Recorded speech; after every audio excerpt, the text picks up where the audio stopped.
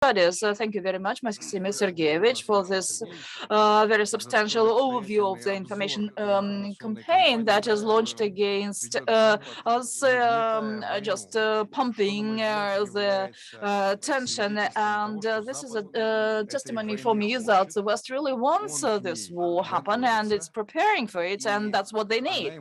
That's why we'll make an attempt to analyze this want of war from the geopolitical point of view. That's why we called our conference this way. We gave this name to the conference. And the West needs this war for several reasons. First, this warfare will put Russia very much away from Europe and will create enormous amount of problems, challenges in the formation of Russian-European relations, including the geopolitical axle that from time to time we see that it is being formed, and that's an event that we are coming close to every decade, and the situation around Ukraine will set Europe against Russia, or at least will give ground for this, and this will definitely undermine the attempts to have a strategic bloc or a strategic interaction between Russia and Europe. Second point, the West needs a common enemy or common foe. To a certain extent, they lost such enemy. Well, first they saw that enemy in the face of terrorists, and then global Islamic movement. But since it is a very dispersed phenomenon, and Maxim Sergeyevich referred to examples of its manifestation in various parts of the world. So global international terrorism cannot be presented as a tangible enemy, and it's easy to do this with Russia. There is experience of counteraction, Russia's expansion, and that's what Anglo-Saxons have been doing for decades and for centuries. So Russia for them is an understandable enemy, and it would be good to turn Russia into an enemy, to draw this image of Russia. And the third point of the need in this war is NATO consolidation that is falling apart, and especially since the time of during the times of Donald Trump, it began to decay. As President Macron said, the brain has rotted, and now there is no, without geopolitical opponents, there is no point in preserving NATO. And for the sake of that, NATO was created, and thus they need this enemy, and with this enemy in place, NATO will be a very clear opponent to that enemy, and thus the allies will consolidate their efforts. And several tasks are put forward, and they try to hit this target several times, several ways. First, to set economic and political elite in Russia against the Russian president. It's not accidental that they said that the assets of Russian oligarchs will be confiscated. It will be taken away from them, and they in the West believe that this should undermine the position of the Russian president and will set him against the Russian financial elite, and thus will just bring the West closer to the desired situation of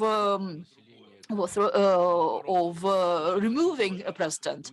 But well, if you but the response was quite opposite. Say, well, if you arrest assets of the runaway criminals, that's fine.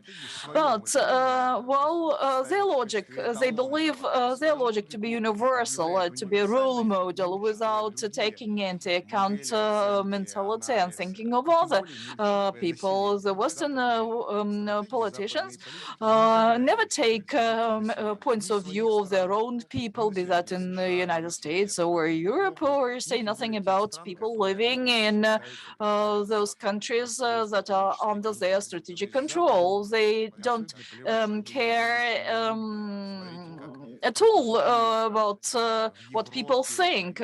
Just it's enough to look at the waves of protests in European countries.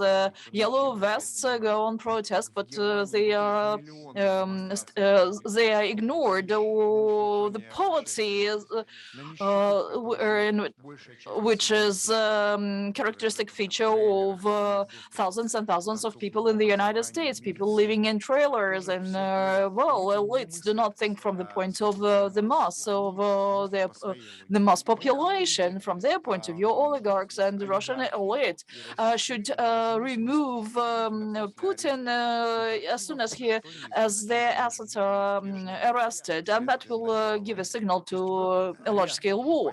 Well, these are the reasons why the West needs badly needs this war. But what is of interest for us, whether Russia can avoid this, can just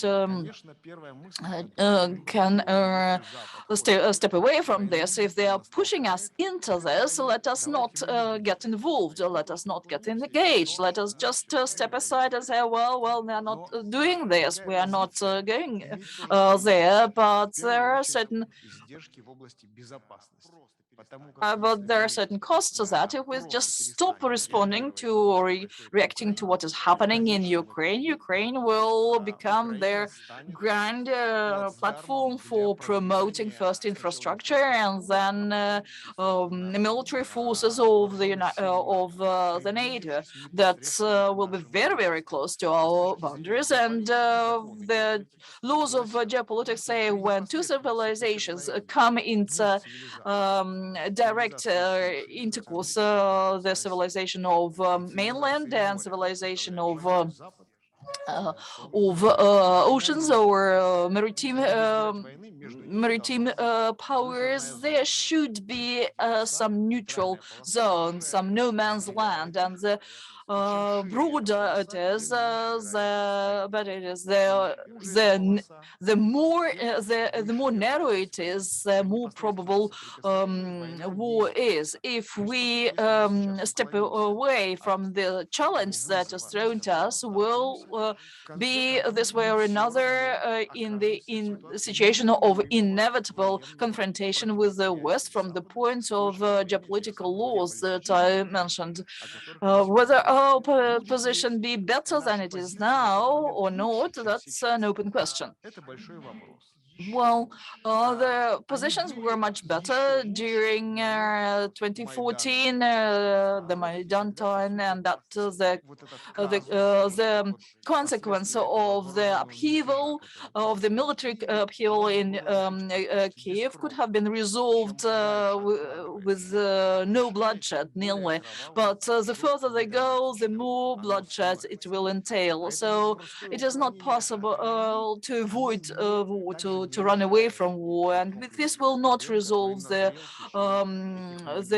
knot of problems that have been created for decades. If we continue to look to pretend that we are nice and fluffy and will not respond, then there will be an overt genocide of the Russian population in Ukraine, and I mean those people who have Russian passports. So Russia will have inevitably to get engaged in that, and if Donbass gets under the umbrella of Ukraine, then the Crimea will be the next steps, and then definitely we'll have to respond, and this will bring us again close to war. So we're in a certain deadlock when the West is interested in war and will benefit from it, and we cannot avoid this We cannot step away from this, following the laws of geopolitics. Even if we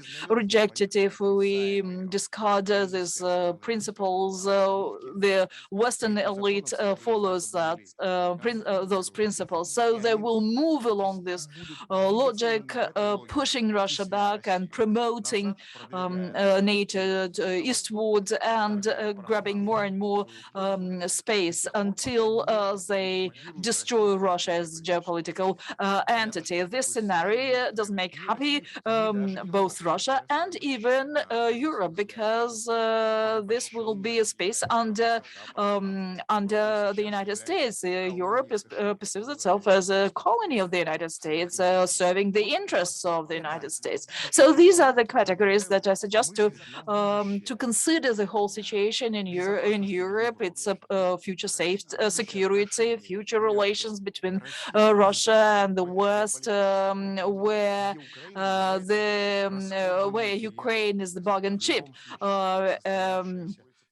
A state that is under external governance and that tries to turn it a tool. We actually are the ones who created it and let them go, and we're the ones who awarded sovereignty to them, and that turned against us as everything that was let out of our hands. That's why we see that the West understands only force, and that's the positions that they understand.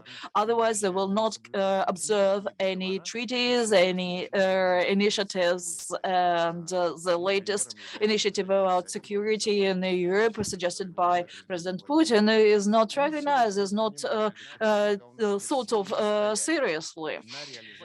Well, we do not want war, but war is inevitable. What is to be done in this situation? That's where I invite you to speak, to share your points of view. And it's not accidental that we invited experts, journalists, experts from Europe and from the United States to hear your point of view. Well, the healthy part of Western society that doesn't want war and doesn't want to see Russia as an enemy. So I open the microphone and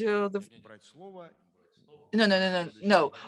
We have a certain order actually here. I can promise you that we will give floor to all those who are willing to speak.